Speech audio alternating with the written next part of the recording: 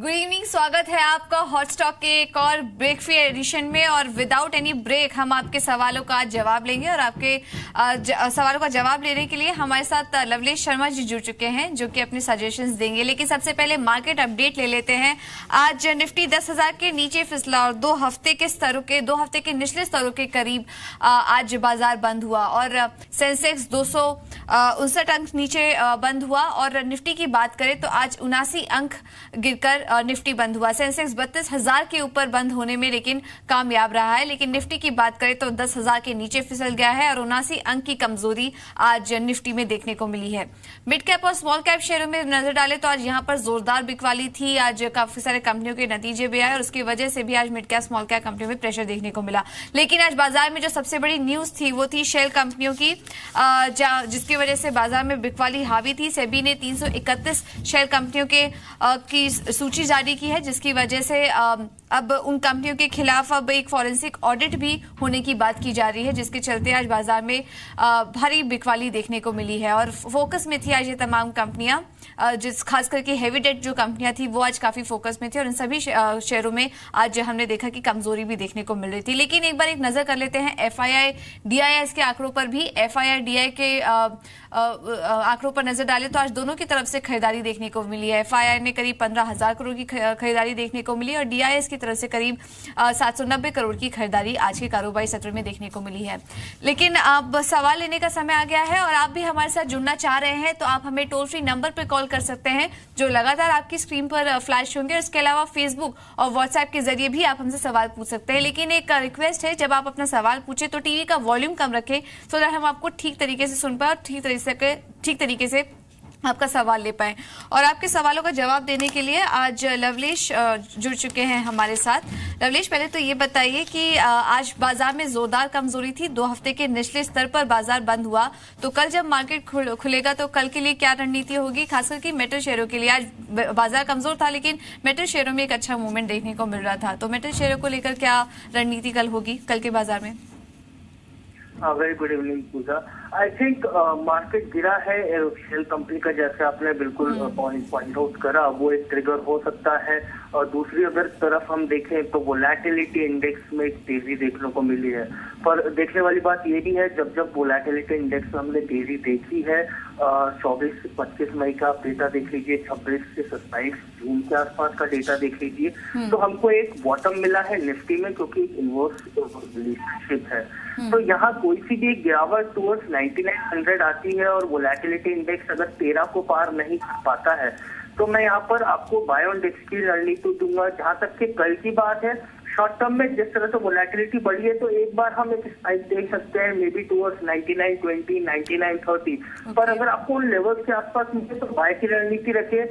हमारा ऊपर में लक्ष्य ओवरऑल अगस्त सीरीज का 10,200, 10,250 तक है, जबकि आने वाले दिनों में हम डिप्स को यूटिलाइज करेंगे, मे बी 1 और 2 डेज, और ऊपर में हम फिर शॉर्ट टर्म में 10,200 की एक ऊपर में टारगेट देख रहे हैं। तो शॉर्ट टर्म के लिए 10,200 का टारगेट देख रहे हैं लवलेश। और कोई भी अगर डिप आए तो वहां पर खरीदारी करने की राय होगी। चलिए, वक्त है कुछ कॉलर्स भी लेने का। हमारे साथ आगरा से कॉलर जुड़ी है, नीलम जी ने हमें कॉल किया है। जी नीलम जी, पूछिए, क्या सवाल है आपका? नीलम जी, आपको आवाज आ रही है? जी आ रही है जी। गुड इवनिंग, पूछिए, क्या जानना चाह रही हैं आप? हेलो नीलम जी, आपको आवाज आ रही है? आ रही है, आवाज आ रही है, कहिए। जी पूछिए, सवाल पूछिए अपना। नीलम जी, कौन सा शेयर है आपके पास?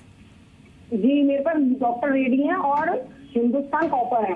ओके, हेलो जी जी। तो डॉक्टर रेड्डीज और हिंदुस्तान कॉपर, ये कब तक बनी रह सकती हैं आप इन दोनों शेयर्स में? डॉक्टर रेड्डी 70-30 है लगभग और 2500 के खरीदते हैं। तो बनी रह सकती है आप अभी लंबे समय के लिए इन दोनों ही शेयर में कि? मैडम अब इतना डाउन आ गया है, आप बताइए कब तक बने रहे हम? ठीक है लवलेश, इनके पास 2 शेयर्स हैं, डॉक्टर रेड्डीज के इन्होंने शेयर्स लिए हैं और हिंदुस्तान कॉपर के भी शेयर हैं इनके पास। और डॉक्टर रेड्डीज में इनको नुकसान हो रहा है और अभी फिलहाल इनका जो लेवल था वहां से काफी नीचे आ चुका है। डॉक्टर रेड्डीज और हिंदुस्तान कॉपर में भी इनको नुकसान हो रहा है। इन दोनों ही शेयरों पर क्या सजेशन देंगे आप?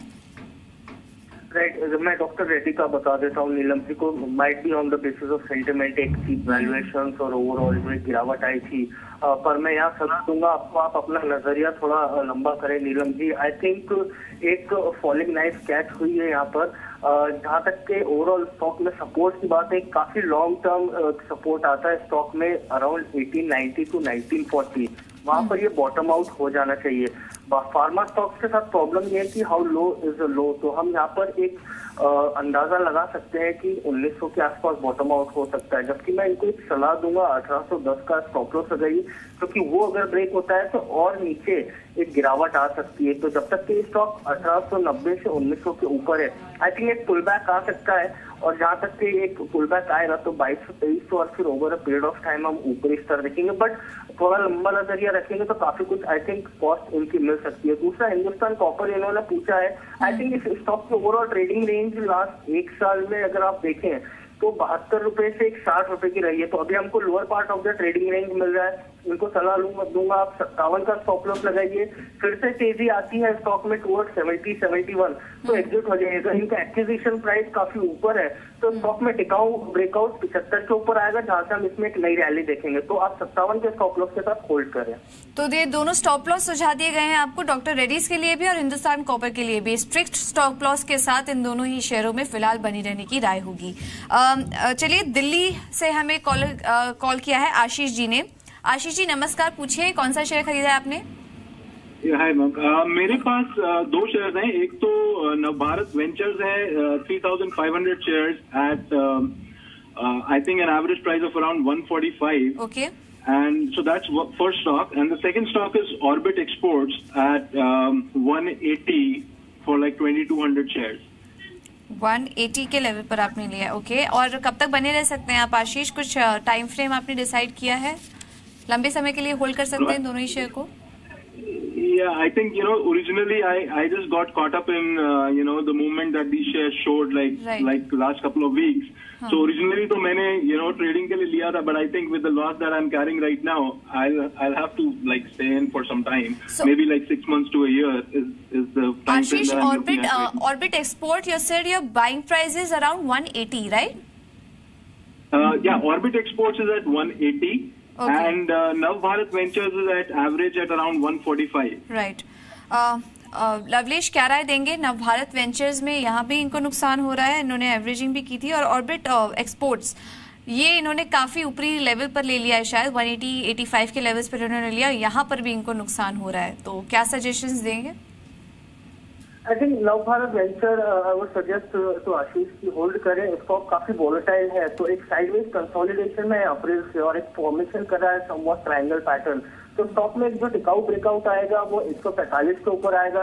Once this stock breaks 145 we can again see resumption of an uptrend. तो एक बार 145 के ऊपर निकलता है तो वहां पर फिर से एक अप ट्रेंड में इनको मिलेगा ये स्टॉक। इनका एक्विजिशन प्राइस काफी हाई है, तो आई थिंक थोड़ा सा आप नजरिया आपका 6 से 8 महीने का करें। एक बार स्टॉक में ब्रेकआउट होता है तो आपको काफी कुछ एक बार मिलने की संभावना बन जाती है। जहाँ तक कि ऑर्बिट एक्सपोर्ट्स की बात है, I don't think this stock has a kind of a chart pattern where we should hold on to this particular investment. हाँ, एक स्टॉप लॉस जरूर दूंगा मैं इनको 132 का। 132 के नीचे जाता है तो एग्जिट हो जाइए, जब तक कि 132 के ऊपर है। कोई सी भी एक उछाल आती है, एग्जिट ऑन राइज की स्ट्रैटेजी रहेगी इस पर। तो ऑर्बिट एक्सपोर्ट में तो एग्जिट करने की राय होगी, कोई भी उछाल आता है वहां से एग्जिट कर ले, और नवभारत वेंचर्स आप होल्ड करके रख सकते हैं।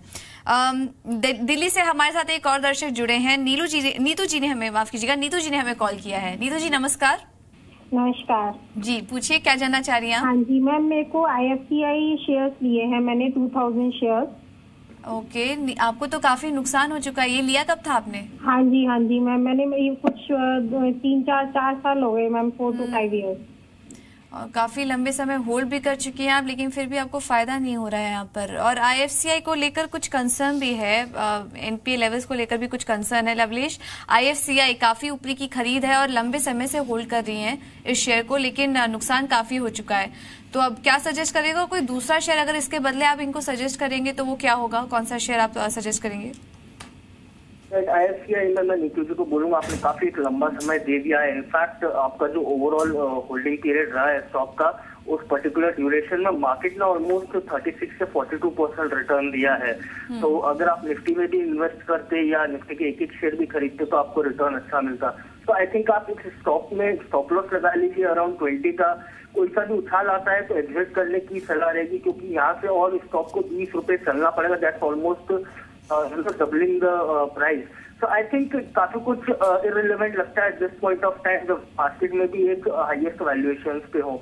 जहाँ तक कि दूसरे स्टॉक की बात है, I think rural electrification Corp इसी फील्ड में फाइनेंस पावर फाइनेंस में एक अच्छा प्ले है। गोइंग फॉरवर्ड इसमें एक शॉर्ट टर्म मोमेंटम के हिसाब से 160 के स्टॉप लॉस के साथ बाय कर सकते हैं। ऊपर में मैं रूरल इलेक्ट्रिफिकेशन में आने वाले 6 से 8 महीने में 222 से 240 तक का एक टारगेट देख रहा हूँ। तो आपको एक दूसरा स्टॉक काफी अच्छा रिटर्न देगा रूरल इलेक्ट्रिफिकेशन। जहाँ तक कि IFCI की बात है, 20 रुपए का स्टॉप लॉस लगाए। कोई सा भी एक उछाल आता है तो उसमें से निकलने की सलाह रहेगी। तो IFCI में कोई भी उछाल आता है तो एग्जिट कर लीजिए। उसके बदले कुछ और भी पावर फाइनेंस कंपनीज हैं जैसे कि REC है, PFC भी है, वहां पर निवेश करने की राय होगी। इस लेवल पर आप उसको इन दोनों शेयरों को खरीद सकती हैं, लेकिन IFCI से फिलहाल एग्जिट कर लीजिए। फंडामेंटल्स भी कुछ इतने स्ट्रॉन्ग साउंड नहीं कर रहे हैं कंपनी के। तो ये राय आती हुई लवलेश की तरफ से। फेसबुक से भी हमारे साथ काफी सारे दर्शक जुड़ रहे हैं।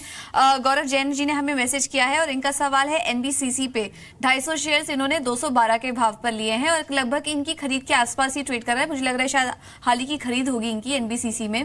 और रवि कुमार, एक और सवाल ले लेते हैं रवि कुमार का, और इनका सवाल सिंटेक्स इंडस्ट्रीज पे है। 1550 शेयर्स इन्होंने करीब 31.8 के भाव में लिया है और यहाँ ये भी स्टॉक लगभग इन्हीं की खरीद के आसपास ट्रेड कर रहा है। लवलेश, क्या राय होगी NBCC एंड सिंटेक्स इंडस्ट्रीज इन दोनों ही शेयरों में आपकी? NBCC मैं पहले बता देता हूँ कि स्टॉक में कोई वरी करने वाली बात नहीं है। Overall high top high bottom की एक टेरिटरी बनी हुई है। जहाँ तक कि इन्वेस्टमेंट और ट्रेडिंग पर्पज की बात है तो काफी एक शॉर्ट रेंज में ट्रेड कर रहा है। 220 ऑन द हाई साइड हम रेजिस्टेंस देखते हैं, 207 का एक सपोर्ट देखते हैं। तो ये एक रेंज ब्रेकआउट होगी तो मैं इनको सलाह दूंगा कि आप 220 या 260 की इधर भी ब्रेकआउट होगा तो वह डायरेक्शनल प्ले हो जाएगा। तो आप 260 का एक स्टॉप लॉस लगा लीजिए क्लोजिंग बेसिस पे। जब तक ये स्टॉक इसके ऊपर है हम इसमें एक और हायर टॉप बनते हुए देख रहे हैं, मे बी टूवर्ड्स 225 to 231, और उसके लिए हमको वॉल्यूम पार्टिसिपेशन थोड़ा सा ज्यादा देखना पड़ेगा। जहाँ तक कि फिनटेक्स इंडस्ट्रीज की बात है, ओवरऑल स्टॉक में काफी ज्यादा वोलेटिलिटी है। एक 30 रुपए का स्टॉक होते हुए भी हम इसमें रोज 12-13% का एक मूव देख रहे हैं। आज भी ये काफी कुछ गिरावट हुआ था। तो आई थिंक इसमें एग्जिट की सलाह दूंगा क्योंकि इनकी एक्विजिशन प्राइस काफी पास है। स्टॉक में एक और गिरावट बन सकती है, मे बी टूवर्ड्स 29.4 to 27.8। तो आप अभी फिलहाल इस स्टॉक में से एग्जिट कर जाइए अगर आपका ट्रेडिंग और इन्वेस्टमेंट का पर्पज है। आई थिंक करेक्शन हो सकता है स्टॉक में। ओके, तो ये राय आती हुई सिंटेक्स इंडस्ट्रीज और NBCC में। फेसबुक से ही एक और सवाल ले लेते हैं। राजा रॉय ने हमें मैसेज किया और इनका सवाल सन फार्मा पे है। 25 शेयर्स इन्होंने 503 के लेवल पर लिए थे। निचले स्तरों पे लग रहा है इनकी खरीद है और हल्का नुकसान इनको यहाँ पर हो रहा है। लवलेश भाई, तो ये बताइए कि ओवरऑल जो फार्मा स्पेस है उसको लेकर आपका क्या आउटलुक है? काफी सारे शेयर्स हमारे पास दर्शकों के सवाल आते रहते हैं, काफी लोगों को नुकसान हो चुका है। तो इस लेवल पर आपको इस टाइम कौन सा फार्मा शेयर अच्छा लग रहा है जहां पर आप इस लेवल पर खरीदने की सलाह देंगे? जी देखिए, ओवरऑल फार्मा स्पेस पे अभी भी आउटलुक तो नेगेटिव है, क्योंकि अगर कोई सा एक पर्टिकुलर स्टॉक पे एक इवेंट आता है तो हम सब में उनका एक प्ले देखते हैं और सब में हम गिरावट देखते हैं 4 to 5%। जहाँ तक के ओवरऑल इंडेक्स की बात करें तो मुझे फार्मा स्पेस पे 85-8600 पे जो अभी रिसेंट बॉटम है वहाँ पर एक स्ट्रॉन्ग सपोर्ट दिखता है। लेकिन बड़ी बात करने वाली बात यह है कि इसका जो इंडेक्स इसके नीचे क्लोज होता है तो हम उसमें 8100 8200 तक का देखते हैं नजरिया। जहाँ तक कि ओवरऑल इन्वेस्टमेंट की बात है, बेसिकली 50% रिट्रेसमेंट से है। ओवरऑल एक 34 मंथ की साइकिल एंड हो रही है, तो कहीं ना कहीं इस दरमियान हम इसमें बॉटम बनता हुआ देख रहे हैं। बट इस पर्टिकुलर टाइम में काफी कुछ जो होल्डिंग कैपेसिटी और मार्जिन है वो टेस्ट हो जाता है। तो मेरा थोड़ा सा नजरिया नेगेटिव ही रहेगा। सन फार्मा की भी आपका जो इन्वेस्टमेंट आपने बताया तो ये भी अभी भी एक डाउन ट्रेंड में है। स्टॉक में नेक्स्ट लेवल 470 480 तक निकल कर आता है। और दूसरे काफी अच्छे काउंटर्स हैं जो आपको एक निवेश के तौर पर IT देख लीजिए, जो चीप है पर यहाँ से पोटेंशियल है ग्रोथ का around 10 to 12% in a very short term. तो फार्मा स्पेस में अभी मैं अवॉइड की कैटेगरी में रखूंगा। तो फार्मा स्पेस में अवॉइड की ही सलाह भी ये दे रहे हैं लवलेश की तरफ से, ये राय आती हुई। फटाफट से एक और दर्शक जुड़े हमारे साथ, दिल्ली से फिर से हमारे साथ दर्शक जुड़े हैं। इसके गुप्ता जी ने हमें कॉल किया है। जी गुप्ता जी नमस्कार, पूछिए कौन सा शेयर है आपके पास? नमस्ते मैडम, मेरे पास जो है 62 शेयर है इंडिया बुल फाइनेंस। सबसे पहले तो कॉन्ग्रेचुलेशंस, 112 पर लिया था। ये कब लिया था, कब था आपने? ये कई साल हो गए, 5-7 साल हो गए, 7 साल जी हाँ, वो क्लियरली आप दिख भी रहा है, लॉन्ग टर्म जो आपने होल्ड किया उसका क्लियरली आपको मुनाफा यहाँ पर दिख रहा है।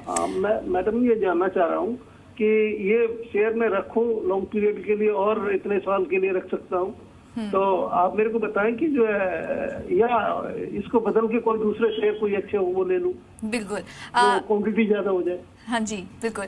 लवलेश, इनके पास इंडिया बुल हाउसिंग फाइनेंस के शेयर्स थे और काफी पहले की खरीद है, करीब 7-8 साल पहले इन्होंने लिया था। 112 के भाव पर इन्होंने शेयर लिया था और शानदार मुनाफा हो रहा है। इस टाइम ये शेयर करीब 1200 के लेवल्स के आसपास ट्रेड कर रहा है। तो अभी क्या राय देंगे, बने रहे और अच्छे गेन्स इनको मिलेंगे या यहाँ से एग्जिट करके किसी और शेयर में आप निवेश करने की राय देंगे? मैं कंग्रेचुलेट करूंगा, काफी अच्छा एक इन्वेस्टमेंट है and the kind of return you are seeing, I think this is a fantastic investment. मुझे नहीं लगता कि इनको यहाँ से स्विच करना चाहिए, दूसरे कहीं और देखना चाहिए। हाँ, मे बी आप एक स्टॉप लॉस ट्रेड कर लीजिए। मैं स्टॉक में एक फ्रेश बॉटम देख रहा हूँ टुवर्ड्स 990, 3 डिजिट का एक जोन है जो काफी कुछ एक डिमांड जोन बन जाता है लॉन्ग टर्म चार्ट पे। तो 990 का एक स्टॉप लॉस के साथ आप होल्ड कर सकते हैं। खैर आपका इन्वेस्टमेंट होराइजन मेरे ख्याल से काफी लंबा है, तो I think you can continue to hold, क्योंकि स्टॉक सबसे ज्यादा बुलिश है ओवरऑल निफ्टी एंड मार्केट में। तो I think one can hold this stock for a longer term horizon. Okay. Facebook से हमारे साथ लगातार सवाल आ रहे हैं हमें। अमन वर्मा जी ने हमें टाटा मोटर्स पे मैसेज किया है। 50 शेयर्स इन्होंने 480 के लेवल पर लिए हैं, नुकसान हो रहा है इनको यहाँ पर। और एक और सवाल ले लेते हैं रमन का, इनका भी सवाल एक ऑटो स्पेस से है। आयशर मोटर्स, इन्होंने 20 शेयर्स लिए हैं 30,000 के लेवल पर और मुनाफा हो रहा है इनको यहाँ पर।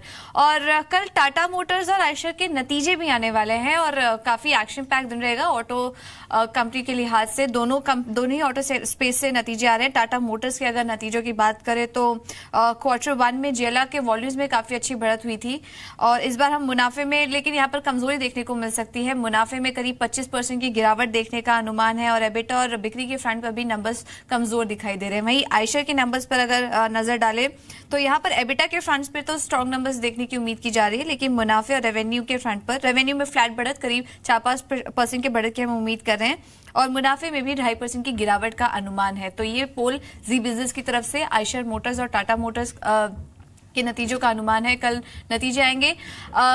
लवलेश, नतीजों के पहले क्या रणनीति सुझाएंगे आप? दोनों ही सवाल जो आए हैं वो ऑटो स्पेस से आए, टाटा मोटर्स और आयशर मोटर्स।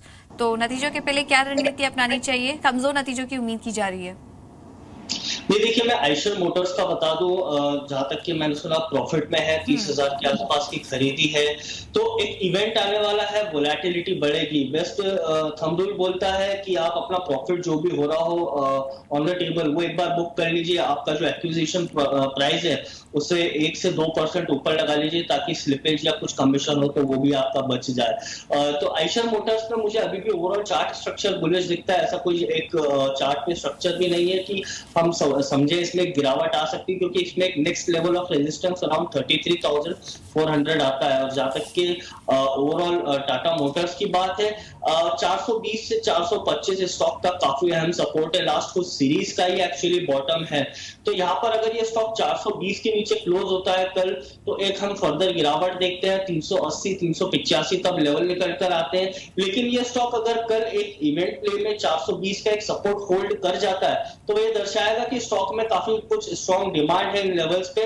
तो 420 के ऊपर क्लोज होता है तो आपको फिर से एक मोमेंटम देखने को मिलेगा 450 से 455। तो वहां मैं इनको सलाह दूंगा आप एग्जिट कर सकते हैं। तो ये राय आती हुई आयशर मोटर्स में और टाटा मोटर्स में। एक एसएमएस हम ले लेते हैं। व्हाट्सएप पे हमें एक मैसेज आया है मुंबई से, हमें जेठूमल जी ने मैसेज किया है और इनका सवाल जेबीएम ऑटो पर है। जेबीएम ऑटो के इन्होंने 200 शेयर्स लिए थे, 140 के आसपास की इनकी खरीद, 240 माफ कीजिएगा, 240 की इनकी खरीद है और मुनाफा हो रहा है इनको, अच्छा खासा मुनाफा हो रहा है। लेकिन आज जेबीएम ऑटो में 4% की कमजोरी देखने को मिली थी। लवलेश, जेबीएम ऑटो, तमाम जो ऑटो एंसिलरी स्पेस है, जेबीएम ऑटो की भी अगर हम बात कर ले तो एक अप ट्रेंड में था लगातार, लेकिन आज काफी टाइम बाद यहाँ पर कमजोरी देखने को मिल रही है, लेकिन JBM ऑटो इनको यहाँ पर काफी अच्छा मुनाफा हो रहा है, क्या राय देंगे आप? जी देखिए, JBM ऑटो पर्टिकुलरली स्मॉल के स्पेस में एक आउट परफॉर्मर स्टॉक रहा है। अभी इसने इसका ऑल टाइम हाई एक बार ब्रीच करा है, पर कहीं ना कहीं उसके नीचे क्लोजिंग दी है ऑन हायर टाइम फ्रेम। पर मैं वॉल्यूम एनालिसिस करूं तो जो इसका volume late 2016 early 2017 and recently जो वॉल्यूम पार्टिसिपेशन आया था, आई थिंक पूरा आप चार्ट स्ट्रक्चर पर इतना वॉल्यूम नहीं देखेंगे, that too with a monthly candle with price breaking all time high. तो मैं इनको सलाह दूंगा आप होल्ड करिए स्टॉक में। 355 एक रेजिस्टेंस है, उसके ऊपर निकलता है तो आई थिंक गोइंग फॉरवर्ड इसमें 410 से 420 आने वाले 5 से 6 महीने में हमको दिख सकता है, क्योंकि चार्ट स्ट्रक्चर ओवरऑल बुलिश है।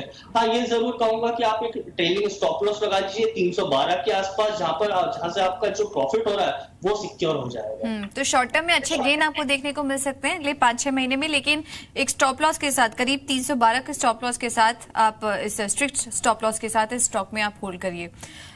इंदौर से हमारे साथ फोन लाइन के जरिए दर्शक जुड़े हैं, मनोज जी ने हमें कॉल किया है। जी नमस्कार, पूछिए क्या जानना चाह रहे हैं आप? नमस्कार मैडम। नमस्कार। मेरे पास में राजेश एक्सपोर्ट के शेयर हैं 100-430 के भाव के। शानदार मुनाफा हो रहा है आपको। ये कब लिया था आपने राजेश एक्सपोर्ट्स? ये करीब 1.5 साल हो गया मैडम। और फ्यूचर रिटेल भी है मेरे पास में, लेकिन आप सवाल सम्मिलित कर सके फ्यूचर रिटेल के मेरे पास 50 शेयर है। और वो Manoj, I am so sorry, आपका दूसरा स्टॉक हमें सुनाई नहीं दे रहा है, आप जरा फिर से बताएंगे? Future retail, okay. 380 के भाव के 50 शेयर है। 380 के भाव पे 50 शेयर्स लिए आपने फ्यूचर रिटेल के, ओके। तो बने रह सकते हैं, आपने क्या डिसाइड? साल 2 साल का नजर। हाँ, क्योंकि फ्यूचर रिटेल में भी आपको फायदा हो रहा है। 440 का जो भाव है इसका। ठीक है, राय ले लेते हैं। लवली जी, इनके पास फ्यूचर रिटेल के शेयर्स है, इन्होंने 380 के लेवल पर लिया था, यहाँ इनको मुनाफा हो रहा है अच्छा। और दूसरा जो स्टॉक था वो था राजेश एक्सपोर्ट्स, वहां पर भी काफी अच्छे लेवल पर इन्होंने खरीदा था और शानदार गेन उधर भी हो रहा है। करीब 1.5 से 2 साल के ये भी लॉन्ग टर्म निवेशक हैं और इन्होंने होल्ड किया और काफी अच्छा गेन इनको यहाँ पर हो रहा है। 736 की इस वक्त इस स्टॉक में लेवल दिखाई दे रहे हैं और जो इनकी खरीद थी वो 430 की थी। तो अभी भी क्या राय देंगे, बने रहे इन दोनों ही शेयर में? जी बिल्कुल, मनोज जी को मैं बधाई दूंगा, काफी अच्छा इन्वेस्टमेंट है राजेश एक्सपोर्ट्स पे। And the good thing is कि आज जो स्टॉक की क्लोजिंग है वो उसके ऑल टाइम हाई अराउंड 750 के आसपास है। प्लस जो वॉल्यूम पार्टिसिपेशन आप देखेंगे तो लास्ट 1 साल 1.5 साल में जो इसने कंसोलिडेट करा है, जो आपका होल्डिंग पीरियड रहा है उसके बाद ब्रेकआउट आया है, वो सबसे ज्यादा है। तो ये दर्शा रहा है कि जो ब्रेकआउट है काफी कुछ वैलिडेट होता है, एविडेंट लगता है चार्ट पे।